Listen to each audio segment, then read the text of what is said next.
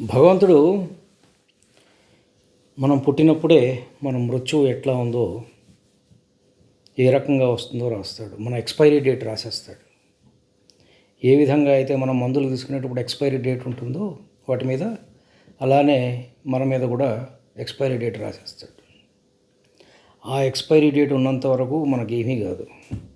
ఆ expiry date వచ్చిన తర్వాత మన ఎవడో కాపాడలేడు. దీనికి పెద్దలు ఒక సరదాగా ఒక కథ చెప్తారు.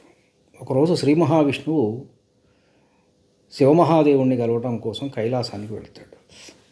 వెళ్ళినప్పుడు గరుత్మంతుడి మీద కదా ఆయన వెళ్ళేది, ఆయన వాహనం అదే కదా. సరే, స్వామిని లోపలికి పంపించి గరుత్మంతుడు బయట ఉంటే అక్కడ కైలాసం ముందున్నటువంటి ఒక శిఖరం మీద ఒక పావురం కూర్చుని భయంతో వణికిపోతూ ఉంటుంది. ఏటి పిచ్చి మొహం, ఎందుకు వణుకుతున్నావు?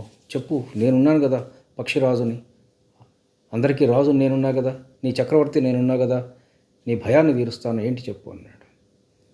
స్వామి, ఇప్పుడే యమధర్మరాజు గారు శివమహాదేవుణ్ణి కలవడానికి లోపలికి వెళ్ళాడు.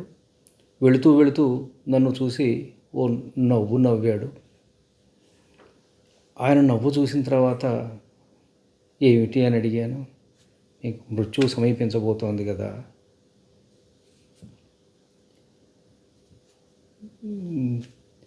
అని ఆయన అన్నాడు. నేను వెంటనే చనిపోతాను, నాకు మృత్యువు రాసిపెట్టి ఉంది స్వామి అన్నాడు. యమధర్మరాజు శివుణ్ణి కలిసి బయటికి వచ్చేలోపు నేను నిన్ను ఆయనకు అందనంత దూరానికి తీసుకొని వెళతాను, పద అని చెప్పి తన మూపు మీద కూర్చోబెట్టుకొని లక్షల కిలోమీటర్ల దూరం ఉన్నటువంటి లోకాలోక పర్వతం దగ్గరికి తీసుకెళ్ళి దాన్ని అక్కడ వదిలిపెడతాడు. వదిలిపెట్టి వెంటనే మళ్ళా కైలాసం వస్తాడు. స్వామి మరి విష్ణు మహాదేవుడు వెతుకుతూ ఉంటారు కదా.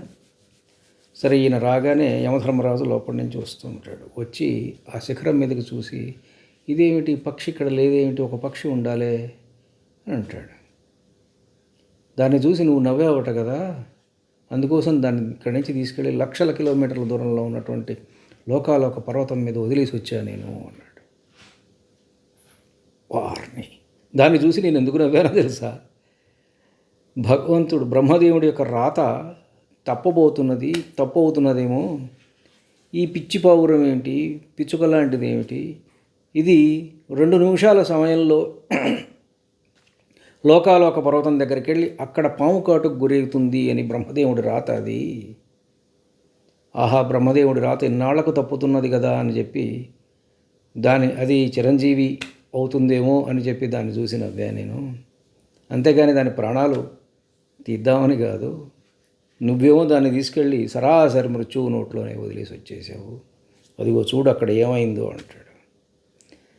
గరుత్మంతుడు వదిలేసి వచ్చిన మరుక్షణం ఒక కాలనాగు దాన్ని కాటేసింది. అది వెంటనే చనిపోయింది. జాతస్య హి ధ్రువో మృత్యు ధ్రువం జన్మ మృతస్య చ తస్మాదపరిహార్యర్థే నత్వం శోచితుమర్హసి. కాబట్టి మనం భయపడకపోయినా the ultimate reality, what is the ultimate reality? మృత్యువే అల్టిమేట్ రియాలిటీ. అది ధన్యుణ్ణి. నమస్కారం.